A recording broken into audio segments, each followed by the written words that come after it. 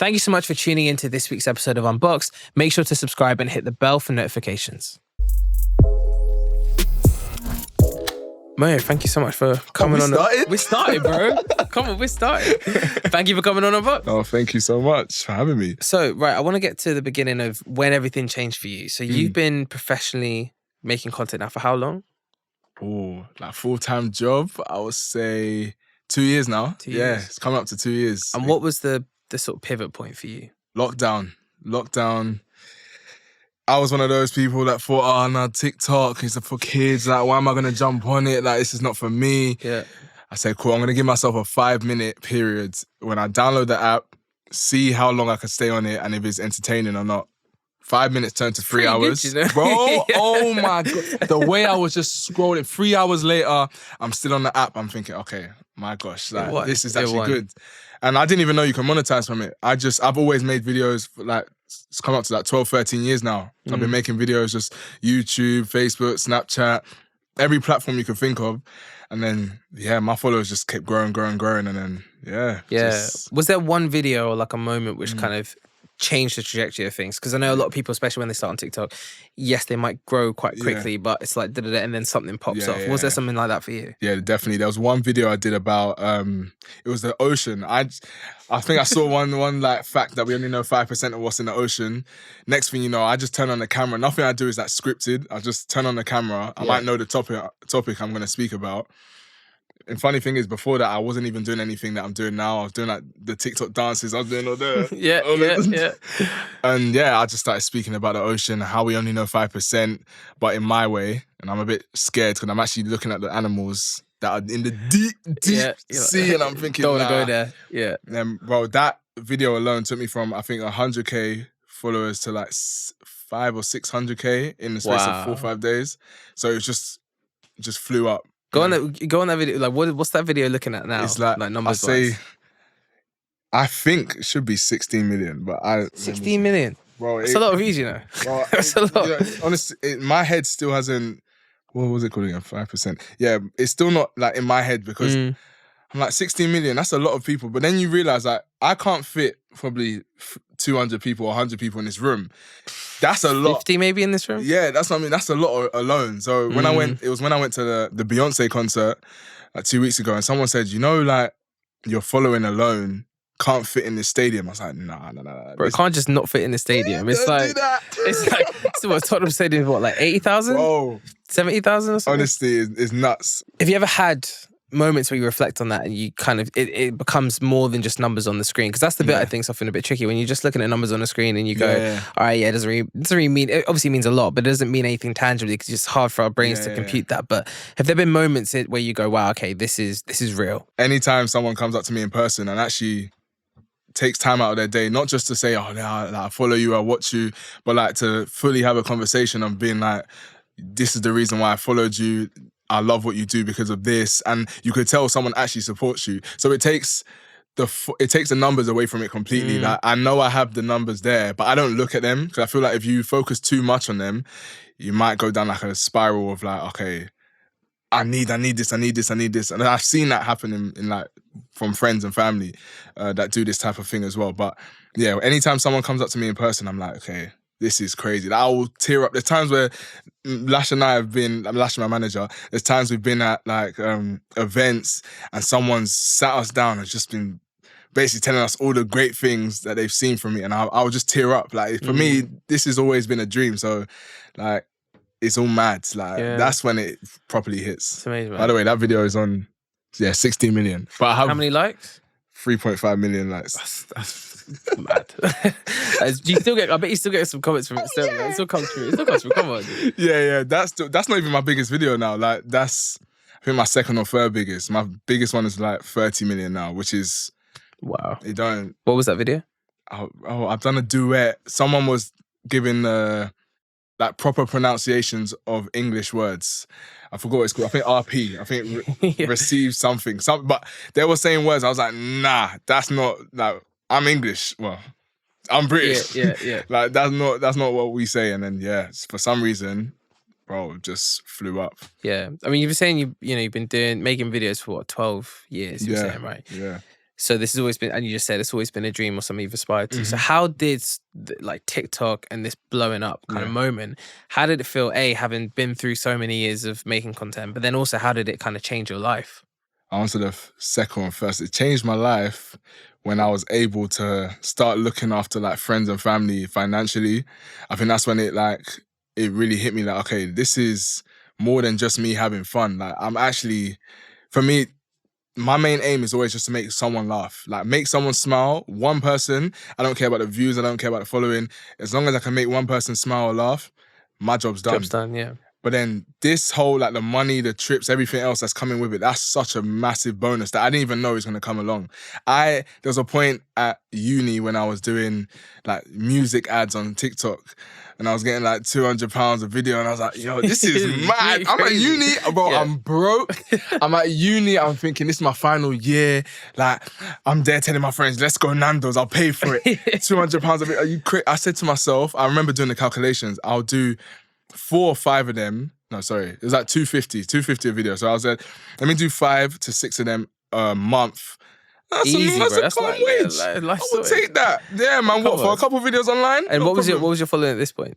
I was like, like maybe 750K. Okay. So I bear in mind, I had no manager. I had no knowledge of the only knowledge I had of the industry, business-wise, is just like brand deals and stuff like that. But the odd thing happening. Yeah, but you didn't know. I didn't actually know prices. I didn't know anything. So for me, the music ads, 250, cool. Yeah, easy. I'll make 2.5 grand a month, or maybe like just less than that. But you know what?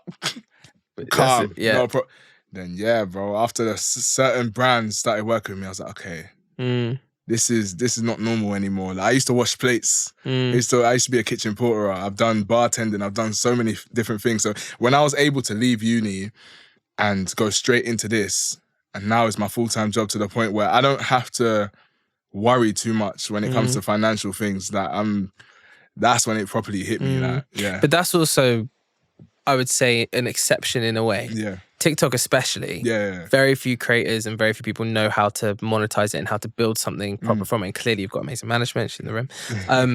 How did, start working with management? How did, you learning about some of the more business elements, how did that impact the trajectory of what you're doing? Because to be in a position where you're doing these brand deals and you're working with these partners at a much bigger level than most, that isn't a given, right? You are right, because I used to think, oh yeah, this is normal. It is not normal. Not with TikTok. Especially not with TikTok. Nah. For me, like I said, I've always wanted to get into this field. So I used to grow up watching every single creator you could think of, like the Sidemen. Before that, Don't Jealous Me, A-Online, Molly May. Whether it's makeup, dance, comedy, gaming, everything you could think of, I've watched it just to know, okay, cool. If this is where I'm gonna be, what do I kind of need to do? So I just realized, I kind of watched people when they were doing like brand deals and stuff like that, and just how they articulated themselves online, like how they were, and like even Zoella, Joe Sugg, this is back in the day that I used to watch them thinking, okay, certain men don't swear, and that's because they don't swear, they get this opportunity, or they carry themselves this way, and because of that, they get this opportunity. So I just started taking like little notes from everyone, but then making it myself. After 1 or 2 brands worked with me, I said to myself, I want every single brand I work with to work with me again, or want to work with me again. We don't have to work again. I want someone. You want them to at least want to. Exactly. I've always wanted that. I didn't want to come across as no diva. I'm not one of these influencers that I hate. I'm just a creator that wants to make people smile. That's it. Yeah. And I think once I took that route, which was from the start, I worked with one brand, and that same brand worked with me again. And then Sky saw me, and then all these other brands, and it kept blooming. What was the first partnership you did? Oh, like brand deal. Where you were like, okay, this is different. To be honest, the first partnership I did that at the time was like, oh my gosh, this is crazy. It was Taco Bell, but They knew that I was a uni student. I had no idea how much money I should. But you were loving the $250 a video. Bro, come on, I bet Taco they were a field day. I think they didn't even give me $250. They gave me £100 and they said, "Here, have £200 worth of food." Oh no! I lived in a flat with 5 other boys. I said, "Come on, let's go eat. Everyone eat." I told everyone, order your food. Let's eat. And at the time, for me, that was like, okay, no, this is crazy. Like £100 alone is mad. It's still a lot of money now. And then on top of that, I get to like be with my friends and just eat. Yeah, no problem. But after that, it was when I did a deal with Subway, and I've asked for a bit more than £200 now. In fact, I asked for £500 at the time. Yeah. And then they've come back to me saying, "No, we'll give you a grand for the video." In my eyes, I said, "Wait a minute." A raise, yeah. 1,000, like 100. I thought it was a typo. Bro, that's how you know you need management, where the brand's telling you you're undervaluing yourself. Bro, that day, I really screamed. I will never forget. I spoke to a guy, Bash the Entertainer. He helped me so much in this industry. He did the same campaign, and I told him about it, and he said, "This is in front of..." Do you know how much I got? Oh my gosh. I just remember him saying, "Bro, you could have charged 10 times more than that." I was at a Boohoo event and I just jumped on the floor. I started screaming. I said, "What?" I'm looking around. I was thinking, okay, everyone's got watches on and that. Everyone's got VVS diamonds. You just got Taco Bell. Bro. You just got a free I'm sub. there thinking, nah, you know what? Now it's time to like start pushing it a bit more with these brands. Because I had imposter syndrome. I think I still do until I got lash on. But yeah, I did the whole brand thing for a year, but no manager, no agency, no one was helping me. It was just me. Wow. And what were the biggest learnings from that time? Because I'm sure you had a lot of good and bad. Probably, right? 100%. The working on myself, the whole imposter syndrome thing was probably the biggest thing I had to deal with at the time, because I had to realize that, listen, if a brand comes for you, they want you. And not just that, like, I need to value myself as a creator, as a person in general. I used to just jump at the idea of, oh, a brand wants me, so I have to work with them, and it doesn't matter how much they're going to give me. It's just good for me. Let me just work for them. Money's money. I come to a realization number one, it's not about the money, because you'll lose yourself, and two, you need to work with brands that are aligned with your own morals, and three, the brand has to actually want you enough to pay you what you think you deserve. You deserve. English. Yeah. You got it right. Yeah. So I think, that's probably my biggest lesson, just knowing how much I'm worth. Yeah.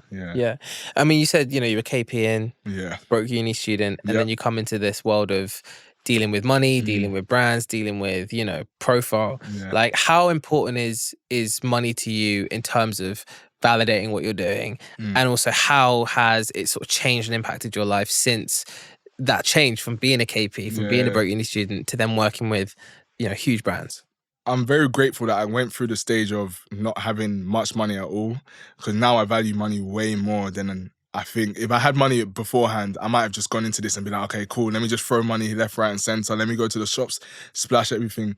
For me, it's like, I know what it's like to not have much. So now every time I do get that's a bit of change, chunky little bit of change, I'm gonna hold it to the point where, okay, let me see what I can invest in it, with it, or let me see what I can hold to the side for now. Maybe further down the line, let me invest something into it. But I don't look at money as like, this object that I need to spend. I'm more like, okay, how can I make my money make more money?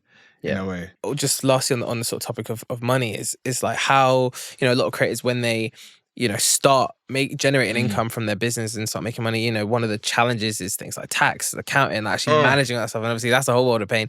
But how have you found sort of getting advice? Like, do you find that easy? Do you have good advisors around you from a financial perspective? Because that's a bit that I find trips a lot of creators down when they're sort of starting off. I actually don't have any financial advisors at all. I've always been great with my money. Like, for me, I've always been a businessman.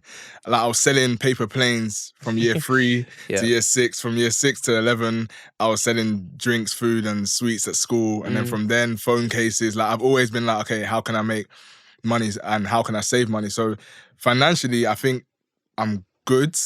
like with my mentality. But luckily, my mum's also an accountant. Oh, there we go. That's the answer. Yeah.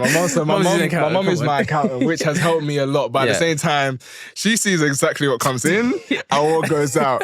So, bro, there's sometimes my mum will be like, bro, she'll be like, oh, thank you for buying me this bag. I said, what do you mean? What? I didn't pay for anything. I said, no, thank you. So, I love my mom so much because she has helped me so much. And I think I get the whole financial mentality from her because she's so good with my money as well. You know, one thing that always strikes me, especially about creators like yourself who just like ooze obviously amazing energy, like big creativity, comedy, everything about what you do requires so much from you to give constantly in terms of ideas. Like what inspires you and what gives you the kind of, I guess, the juice, if you will, to come up with new ideas constantly? Yeah. Do you find it hard ever? Yeah, to be honest, I think this is the first year, 2023 is probably the first year where I've actually gone through creative blocks, like multiple as well. So to the point where I was getting scared that, okay, maybe my time's up. I started thinking maybe it's time to like, pack it in. Because I've always said, once I don't love this job, forget the money, I'm not doing it anymore. I don't want it to be a job. I want it to just be fun. The money is a bonus. I think the day that it comes across as a job to me, I'm like, it's not worth it. But this year I've just gone through these creative blocks where I feel like the content's drying up. I always like to change my content. Every 9 to 12 months I try and change my content anyway, or try and add something new. And I just couldn't think of anything new. Like, I could tell by my views, the views were going down, like the engagement was lowering. I was like, I wasn't even having fun with it. So this is the first time where I've actually had to try and deal with it. And the way I dealt with it this time was I took the whole of May off. I told her, listen, forget the brand deals, forget anything. I'm not taking anything on. May, I just need it to work on myself and just recuperate me mentally, basically. Just be like, okay, cool. Let me relax for a bit. Maybe with relaxation that I'll come up with new ideas. And it did. I've now gone into this whole fashion type thing as well. And since I've been back, it's been 19 days.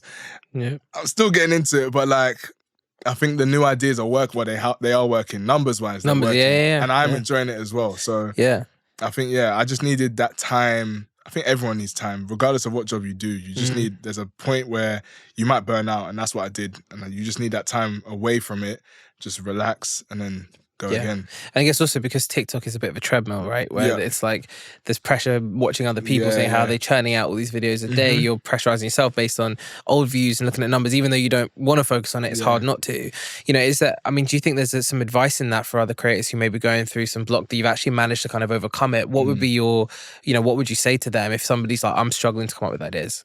I think the best way is when you watch other people's content, whether it's TikTok, YouTube, whatever platform you watch people on, I think don't look at them as like, oh, they're doing so great, so why am I not doing it? I just try and take little bits and bobs. Like I said earlier, when I watch other people, I want to just take the good things they're doing and see, okay, how can I do that in my way? Or how can I I don't know if I'm making sense. I want to do it you're taking references, right? Exactly. But still making it original for yourself. Exactly. The English that you just did there is fantastic. There we go, man. I need to work on it. Come on, you're welcome. You talk about that TikTok circle. I feel like there's a bit of a TikTok circle, which is quite nice, because I guess a lot of brands will work with these creators regularly, and there's a handful who end up probably then becoming friends. Like, how would you describe the sort of TikTok scene in the UK right now?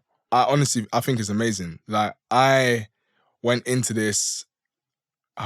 Every time you ask me a question, I will divert. Bro, come back and then in, go wherever you want. Yeah. You've got time. Like, going into this whole industry, I already knew because I used to watch a lot of American content creators. I knew that the industry is quite fake and a lot of people are very transactional, should I say.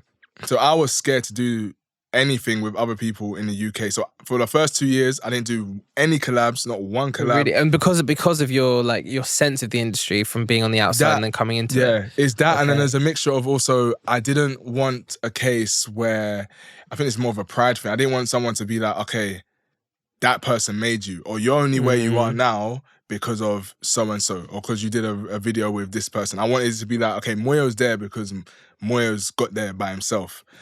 Now I've realised that's just a silly mentality to have. Like, I understand it is great to be where you are by yourself, but sometimes I like other creative stuff, so why would I not work with them? So that's what I want to do now. But Yeah, with the TikTok industry or the TikTok group in the UK, everyone just wants to help each other out. Like, bro, I've spoke to a lot of the big and the smaller creators trying to help them, or they're giving me help. Like, and I don't think I've been to America, especially recently, well, last year, and it wasn't like that. It was like, bro, someone didn't even ask me my name. They said, how many followers you got? The first question, I promise you, we've gone to some like TikTok/Instagram party thing. And these are multiple people. There's some big names there. But I'm getting asked, oh, you're from England. Okay, yeah. How many followers you got? I was like, wait, A, B, C, the math is not really mathing right now. You didn't ask me my name. I don't know anything about you. You don't know anything even about how me. are you? Like, love it. Just straight up, how many followers you got? Oh, man. But here, I think the other creators don't care. If they actually like you for who you are and what content you create, it don't matter. It don't matter how many followers you got. We're just going to work together. We're going to talk, try and help each other out. It's not a problem. Right, so going back to, I guess, a bit more about you personally, because I'm interested in this. Like, how, since you've obviously blown and things have become very successful, like, do you ever find, you know, you need to ground yourself? Like, has it ever got to your head a little bit? Or have there been any times where you go like, wow, this is either, as you say, imposter syndrome, or actually I'm a bit like overexcited in certain areas, or I was expecting this and this was a disappointment. Have there been any moments where you've had to kind of wrestle internally around how you navigate success? Not really. I think Lash would say it as well. Like, a lot of my friends would, something massive can happen, or I could do a massive deal with someone, I could host a massive event. I just won't take it in, that's something that I need to work on. Like, I've realized that, especially like the last year and a half, something that I've always wanted could happen. Like, or whether that's me working with a brand, or I graduated from uni 2021. 3 days later, I'm one of the hosts on the red carpets at the BAFTAs. And for me, that's like, what? But like the next day I was like, not even the next day. As soon as it happened, okay, this is done. What's next? Wow. Yeah. Which is, I understand. Why do you think that is? I don't know. I don't know. I make this excuse like, oh yeah, like all successful people think that way, but nah. I think that's just the excuse I give myself to be like, okay, that's the reason why you do it. You want to just be more successful, but there's nothing wrong with just taking a backseat and being like, okay, what you just did is crazy. Like, enjoy it, like embrace it. But Lash tells me all the time, like, listen, like, do you know what you just did? I'm like, yeah, cool. It's actually, I feel like it's such a bad thing to do, because I'm yet, like, I tell everyone, bro, I've done this for 2 years now, like, full time. I'm yet to take in anything I've done. Still. And I'm like, I'm trying. I've talked to a therapist about it. I've talked to friends. I've talked to family. They're like, no, just, nah. But, do you think it is that imposter syndrome? Where actually you almost feel like you don't want to lose it, but it's like if I don't deep it and get too sentimental about it, then it can stay over there. Yeah. And we're on to the next, but it feels a bit more, you know, maybe a bit less real than if you really take it in, because ultimately then, I don't know, maybe you connect to it more. There's a greater attachment to it, and there's more of a sense of I don't want to lose it, which maybe hurts a little bit. Is there some, I don't know. I think you just said everything that in my head, that's what's going on. Yeah. Like, I feel like if I take things in like properly, I might just get complacent. Or I might be like, oh, I've done that now. I was like, cool, I'm the guy. I'm not the guy. There's so many things I want to do anyway that I'm still yet to do. But I do. I think it is a bit of that imposter syndrome. Like, something of like, I don't want to enjoy it, because if I enjoy it too much, then I would hate to lose it. And the feeling of losing it comes, I guess, with attachment and with the love for something. Which exactly. That makes sense to me. Exactly, bro. And obviously, it's been like, what, I say 12 years now of me making videos online, knowing that there might be potential for it to be my job. I'm now here. I'm like, okay. Have you even taken that in? Or is that the same thing? That one, bro, I can't lie. I feel like if I take that one in, that's probably the biggest thing. If I take that in, and then it's there. You just start crying. Yeah. Oh, yeah. Lash knows, like I said before, if someone would come up to me and be like, oh, do you know what you've done? Blah, blah. There's times I'll just start. And that's why that hits so much, isn't it? Because you're repressing all of that, man. Yeah, like, what? Yeah. You know how many times I've just been tearing up? I'm a big baby, you know? Have there been any pivotal moments you can look back on in your life and go, like, that has sort of helped to shape you and maybe your mindset? Obviously, you talk about your mum. Have there been any like moments or things that have happened where you go, that's really helped to define, good or bad, who you are today? I think just growing up in general, there were times where my parents gave me everything that I could ask for. Like, well, they tried anyway. But there was times where I knew we were struggling, or they were struggling, should I say, and I was in a school where other people were not struggling at all. And I'm looking around, I'm seeing these cars, these people wearing Prada shoes to school. I said, sorry? Prada to school? Bro, it was nuts. I'm just seeing a lot of the lifestyle that I would have loved to live at the time. And then I'm being like, okay, cool. How can I make that not for me, but for my next generation? Like when I have kids, hopefully one day, I just want them to grow up how I wanted to grow up in a way. Not saying that my parents did anything bad. No, but you always want to pass on something better to the next generation, Exactly. So I think it's just there, being around a lot of people, because a lot of people don't know, I've been to state and private school. And it was like, I feel like that was the best thing that could have happened to me, because I think private was so fake. Did you go state for primary? Private first. Private for private primary? Yeah, state. And then state secondary? Yeah. Wait, sorry, hang on. Wait, whoa. Kids wearing Prada shoes to primary school. Oh, sorry. I went private secondary, state for sixth form. Fine. I was going to say, man, that's some... where did you go?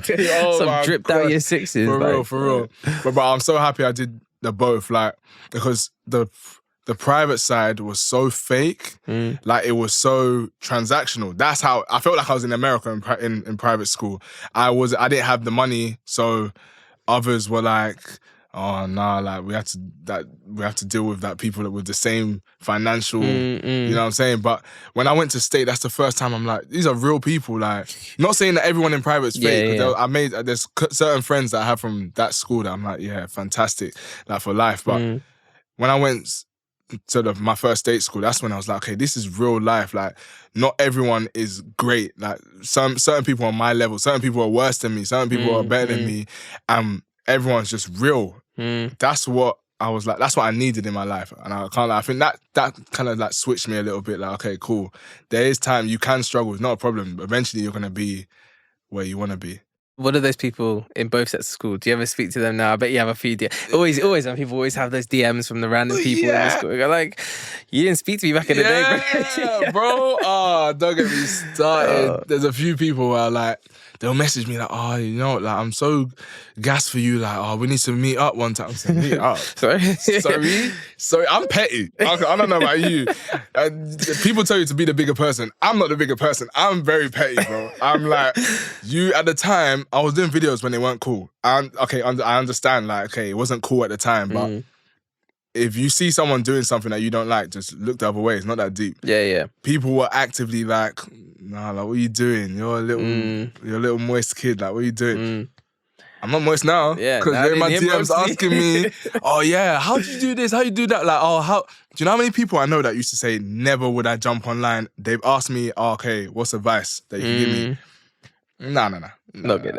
Stay paid, boy. Stay paid. Come on. That is it. So I wanted to ask you about the vision that you and Lash as your team have for you. Like, what is, if you said you have a lot of things you want to do. Yeah. What are some of those things?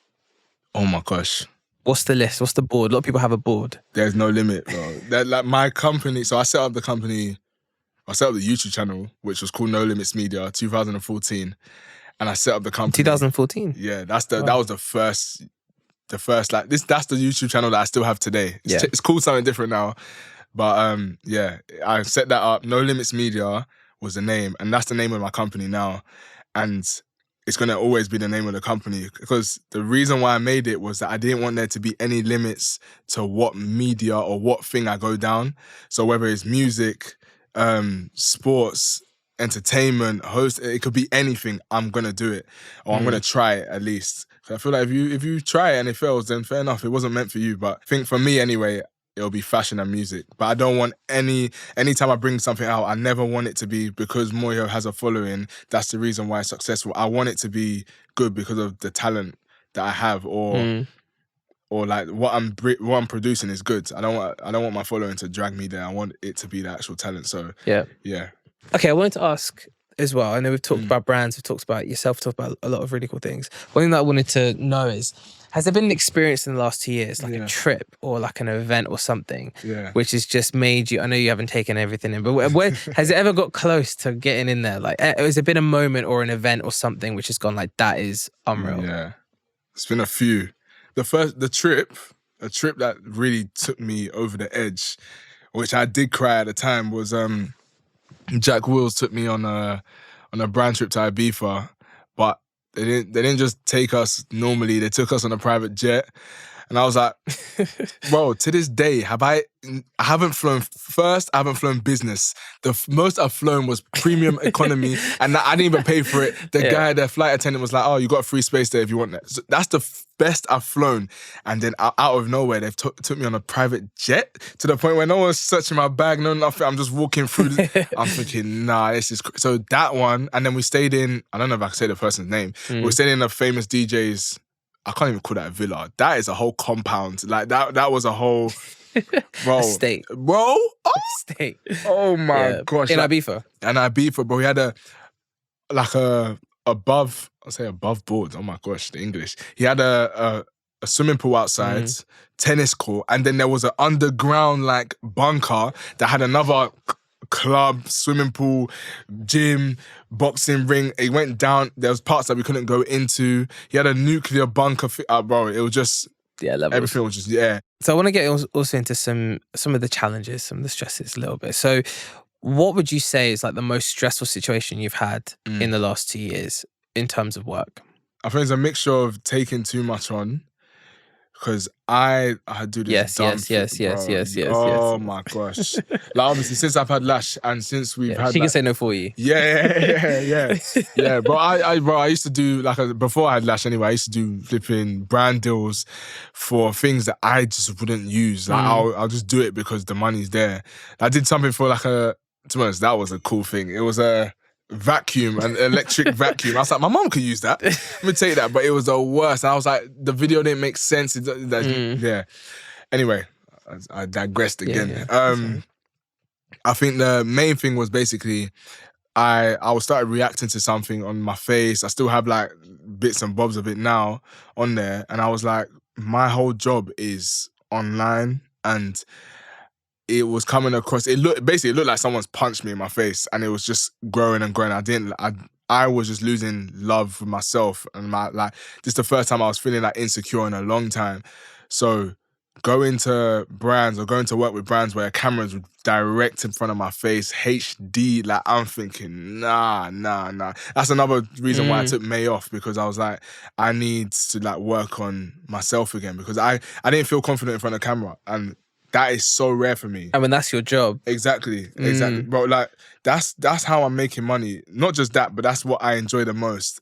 And now both of them are being stripped from me. So I'm like, no, this ain't right. It wasn't even like brands stopped working with me. Brands still wanted to work with me, but I just didn't feel confident in my own skin to do that. So and I mean, obviously we're, May's not that long ago, right? How do you feel you're doing in terms of addressing that? Oh, so much better. Because before I would have done this the whole time, I'll be speaking to you, I would have probably worn a hat to put some shade on my face. Like, it is what it is. I've realised, listen, things that are meant to be is meant to be. So, like, I've reacted to whatever it is. I've paid so much money and doctors to try and sort it out. People are still trying to learn what it is, whatever. It's here on me now. Things for a reason, man. Yeah, exactly. That's it. And as you say, maybe I needed to just love myself a bit more than... Now I'm good. Also, you tick it off on all these things, all these moments where actually, if this didn't happen, would you have had May? Would you have had this moment of reflection? Would you have been getting more sort of introspective into yourself, right? Exactly. And actually now you're here. So, that's the way. That's the mindset. Big 100%, facts. Man. Okay, so we touched on this, right? You've got audience, you've got people you see in the street, and they'll come up to you and go like, you changed my life, or your videos are incredibly entertaining, inspiring, etc. How do you think you've built and cultivated this relationship with your audience? Like, how do you find your audience speak to you? I feel like they speak to me like we're just friends, which we technically are. Obviously, technically we're not friends because we don't know you, but what people have always said to me, what the recurring thing that keeps being said to me is that we like you because you're just real. The character I play online is the same person in real life. There is no character, in fact. It's just me. And I think because my content is so relatable as well, they just seem like they could just relate to me as like a normal human being. I know a lot of other creators, you either have a character online and you have the real you, or like you want this, you play across as this bougie, like, oh, this is my life. For me, I'm still trying to figure out why this is my life. So I'm basically showing them the journey, and I feel like they've realized that I've shown them a whole different side to, I'm not an influencer, but yeah. They just, and every single person that comes up to me, especially if I have time or if I have a minute or 2 minutes, 30 seconds, I'm always going to show them some sort of love or some sort of conversation, a hug, or because without them, I wouldn't be here. So you pay it back. Exactly. Has there been one DM, comment, or in real life interaction that you remember, like, if the minute, as soon as I say that comes to your head, where you go, okay, that was like special in some way? I thought you were about to say something else, because I was like, there's one that comes into my head every time that's not special. That one's messed up. Well, I mean, you can tell it if you want to tell it. Well, to be honest, that one, I was taking a wee in the urinal in a public area, and a guy tried to try and grab my willy at one point and said, "Oh, you're that guy from TikTok." I said, "Wait, sorry? Sorry, what? Sorry?" Yeah, that was a plot twist. Yeah. So that's what I was thinking. But you more than anyone, though. Bro, I was thinking, what? Because you know me from TikTok, you would try and assault me like this. Like, what's going on? Anyway, what on earth? That's a whole different situation. Yeah. Jeez. But yeah, so highs and lows of fame, my friend. Highs and lows of fame. I forgot your question. Sorry, man. Has there been any, I mean, that was an example, but on the other side, any interactions with people or comments, DMs, messages where you go like, that was really special, or stood out to you from someone in your community? I've had a few, like, the DMs. I don't look at my DMs that much anymore. Not even, I'm so lucky I don't get hate. If I do get hate, I'm just lucky I just don't see it. Or I'll see it and I'll be like, okay, well, it is what it is. I could brush it off. But there's a few times where I'll go through my DMs randomly, and there was one, I can't remember her name, there was a woman that she sent me this whole essay. And normally when it's an essay, you're like, okay, listen, I don't really want to read it. But I don't know why. That's the day I decided, let me read it. And she's told me everything that she's going on in her life. Like, she had cancer, her dad just died. Like, honestly, everything you could think of that, like, you don't wish on anyone, it was just happening to her. And she sent this whole paragraph or PPE essay, basically telling me everything that was going on. And then at the end, it was just like, she just said, thank you for everything, because you just completely made me smile through these sad times. And honestly, I can even like get a bit emotional now, because that was just like, what? Because you're watching me online make a few jokes and that, or just talking rubbish, doing my expressions and stuff. That's just made you forget about not forget, but made you distract you, should I say, from all the rubbish that's going on in your life right now. I was like, okay. Yeah. That day I was just like, no. I showed my mum and everything. I was like, no, that. And I guess that's the motivation as well, as you're saying. It's like you said earlier, if you can make one person smile. Exactly. And that's exactly why. Because those sort of people you can change through your content. Yeah, it's amazing, man. What's one piece of advice that you would give to someone who would like to kind of be in your shoes or to follow your sort of trajectory over the last 2 years? I'll just say stay humble. Stay humble, because you don't know, this could be snatched from you at any point in your life. I've always said, if TikTok decide to delete my page by accident or on purpose tomorrow, or if Instagram decide, YouTube decide that, okay, listen, we don't want Moyo on our platform anymore, you're gone. Life carries on. Like, people are not going to stop and be like, oh, like, bring his page back. Some people might, but life is going to carry on no matter what. So I say, stay humble with everything that you do, because it can be snatched away at any point, and just do what you love. And where do you see the future of this space going, from what you've observed? I love these questions. The last thing. I want to be known as a worldwide entertainer. Like, globally, just, there's no niche. I just want to be known as an entertainer, whether that's on social media, on big screens, cinema, music, presenting, whatever it is. I just want someone in different countries around the world to be like, okay, that's Moyo and he's the entertainer. Yeah. I love it. And lastly, who is a creator who you're loving at the minute? Oh, Ooh. Yeah, didn't see that one coming, did you? I didn't. That one, that's a hard question though, so you can look at your phone. Because a lot of people find it the hardest of everything. I've got Weirdly. one that I've been watching, but he's a YouTuber. Yeah, it's fine. His name is Zach. I want to say Zach Anso. Also, yeah. He used to be part of the Zach and Jay show. Yeah, him right now. Yeah, you'll go with him. Yeah, we'll go with him. Zach's great. I just love what he does. Who's the first guest on this? Oh, Swed. Damn. And that's sick. Good choice. Last week, I just spent watching his videos, him trying to hitchhike on a private jet, going to random people's houses in the UK, trying to jump in their swimming pool. Like, bro, I've just been watching the videos. I'm like... The pickpocket videos. It's like pickpocket. I was like, nah, this is like... like, it don't make sense. Like, the amount of catching a balloon and selling it as art. I said, wait, what? Because I know how much the goes cloud. into... Was it the cloud? Sorry, not balloon, yeah. sorry. Yeah.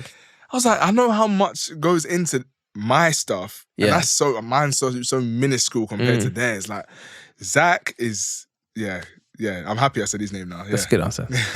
Well, Moyo, thank you so much for coming on Unboxed. Oh, thank you so much. Oh, God. Love it, man. That's it.